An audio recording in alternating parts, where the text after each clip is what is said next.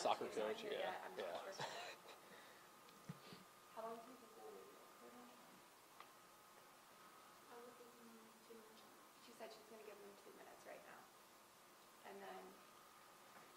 Are y'all carrying live? Are they trying to carry live? Yeah, this is going to go live on our tent, so the director's just So what's the order again? Me, Carl, Libby, Or was it you? No, Lori's first before me. okay, me, Carl, You could you. choose that because they're lined Libby. up right now. It's gonna go this way, this way.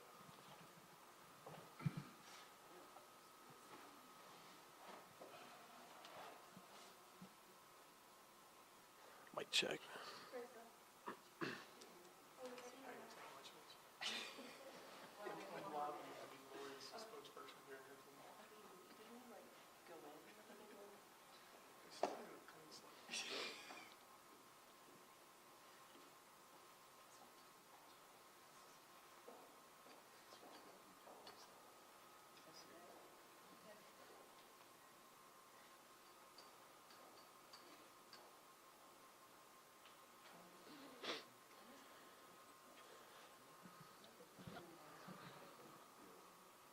Yeah, I will.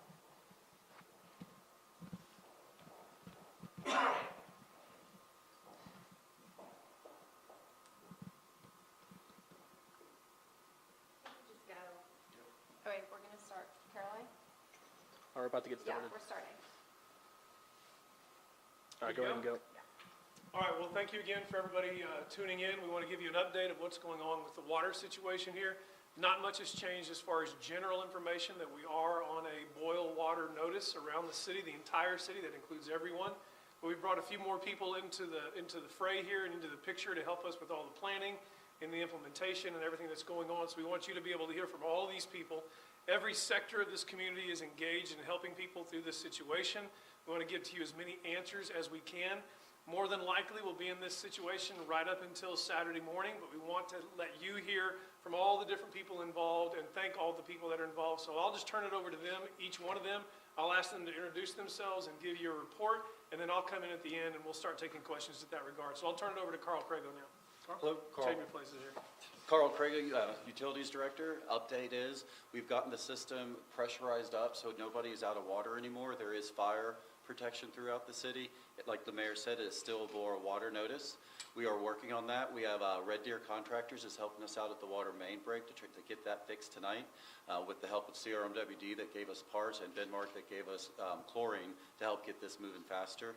Then with the water plant, we have the water that is there that I mentioned earlier, it's lake water. We're washing that through the plant as we're in the boil water notice, and we will get fresh water in there by the middle of the day. Okay, we'll take questions later on with everybody. So, Ms. Ball. I'm Lori Blong, a City Council person for District 4 and Mayor-elect. And I want to just thank everybody who's come together for this whole process to respond so quickly. We've had the opportunity to have the county come in with us, the emergency response team, the West Texas Food Bank has responded so quickly, the City of Midland staff and personnel, and we're so thankful to have all of these different groups work together. We've been thankful also to have state representatives reach out to us as well as our federal representative, and so it's kind of an all hands on deck to address this quickly. In less than 12 hours, we've been able to address the issue, and now we just have to get that clean water ready to go. A few things that we want to update you on as far as what's safe and what you need to be looking for to keep your family safe. You can give your kids a bath. That's a question that we've gotten from several different folks.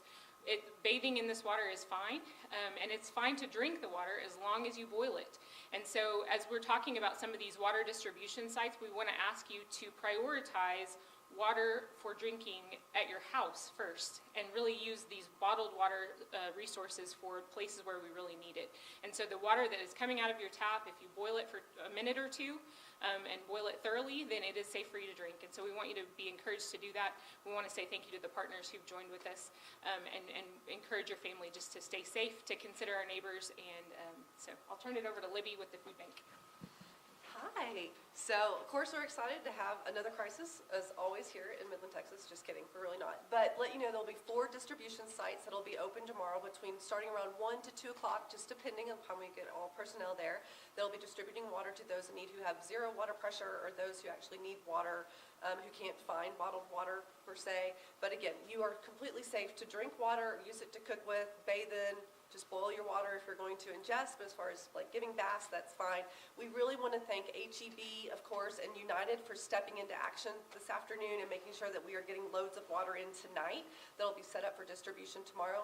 Those 4 sites, of course, will be at MLK Center. They'll also be at First Baptist Church. They will be at Stonegate, and of course Midland College. So please keep updated on the West Texas Food Bank or City of Midland's Facebook, any kind of social media. You'll be able to find out exactly what time we'll start, sometime between 1 or 2. We want to thank, of course, the City of Midland for providing volunteers and also volunteers that are come out and help us distribute water to those in need. Also, for you who might need food, of course, we always want to talk about food within our community. That might be a need. Schools are shut down, so if kiddos are not able to get their food to kids backpacks, or if you're enrolled in the Boys and Girls Club and the Foods Cafe program, you will be able to get a grab-and-go or hot bag at MLK for your Food to Kids cafe program from Boys and Girls Club.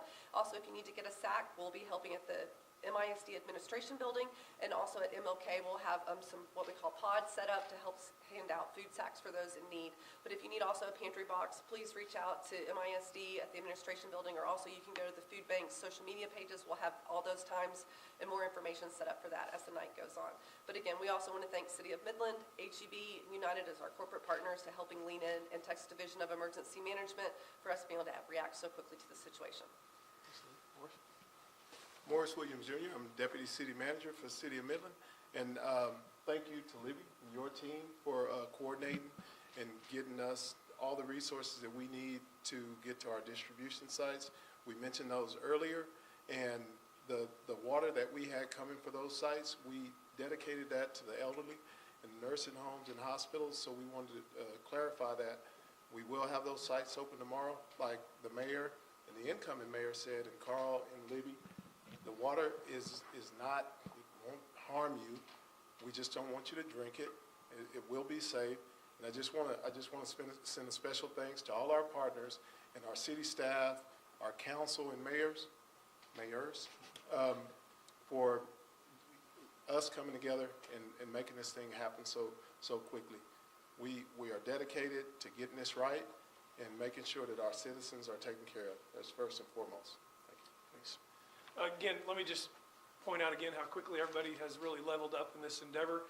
From MISD, our new incoming superintendent, Stephanie Howard, who has worked with the food bank, to just say do whatever you need to do to get food out to kids who aren't going to be in school. As to reiterate, we have taken our first loads of water to the nursing homes. Hospitals in good shape. Everything is as good a shape as we can get it. Carl's team is working as fast as they can. We perceive this really just being something we're going to have to make it through Friday for. And if everybody just, as best they can, stay calm. Don't go to the distribution sites for water if you don't need to. We're not in a long-term thing here. Save that for those who don't have those resources and need to get those water resources as soon as possible. So with that, what are the questions you guys have? Has the line break itself been fixed off 158? They are in the welding phase right now of fixing that line. I think that's, Yes. yep, they're welding it up right now. Okay, and then state state people have come in and also assisted, or is that just still Red Deer at this point? Red Deer and City. Yeah, Okay. Red Deer and City, just contractor and city, and actually that moving fast really helps us even out in the bigger picture, get to where we need to be faster, so Okay, they're yeah. working quick. Yeah, and then with the plant is also getting back on track again, is that correct? Yes, Okay.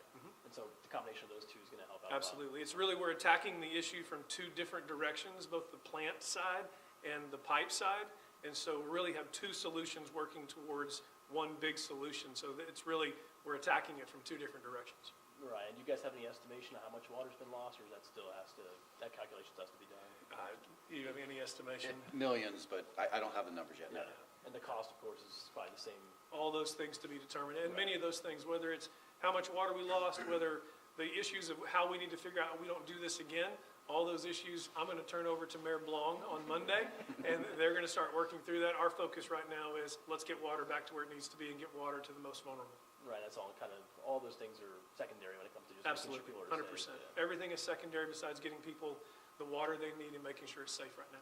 All right, cool, thank you. I just want to clarify a few things. You talked about fresh water coming in midday Friday. Once that fresh water is in, is then the boil water notice automatically lifted, or what will that look like? So Friday morning, we should be taking Bactease, which is a test to make sure there's no bacteria in your water, and it's a 24-hour test. So We won't know really till Saturday morning when those tests come back negative for BACT, that we can then lift a boil water notice. And that goes through TCEQ, and they actually have somebody ready to take those calls on Saturday, so we're not missing a weekend and waiting for Monday. So even when everything's fixed and it's flowing right, it's 24 hours after the test. Okay, perfect. And then the other thing I just want to clarify for our viewers, you said 1 to 2 p.m. the water distribution sites will be open? Yes, ma'am, that is correct. So starting sometimes between 1 and 2, and we'll have the finalized time for that once we organize all of our volunteers and make sure all of our trucks are here and everything's set up. We don't want people to sit and waste fuel just sitting and waiting, because that's not good for people who are in need right now in crisis. So please keep up with City of Midland, our Facebook page, Instagram, social media, and we'll have the exact time, but sometime no later than 2 o'clock tomorrow, we'll have distribution sites open to be able to hand out cases of water per household. Perfect, thank you. Any other questions? Thank you all for doing this, and we'll just update you guys tomorrow, probably around 10 o'clock. Okay? And we'll probably just do that through a Zoom or Facebook Live or something. Sounds good, thank Good you. to go. Thank you. Thank you all very Thanks, much. guys. And is that a wrap? I haven't held a mic out. Yeah, okay, yeah. Thanks, Carl. Try- If you guys need to talk to anybody else,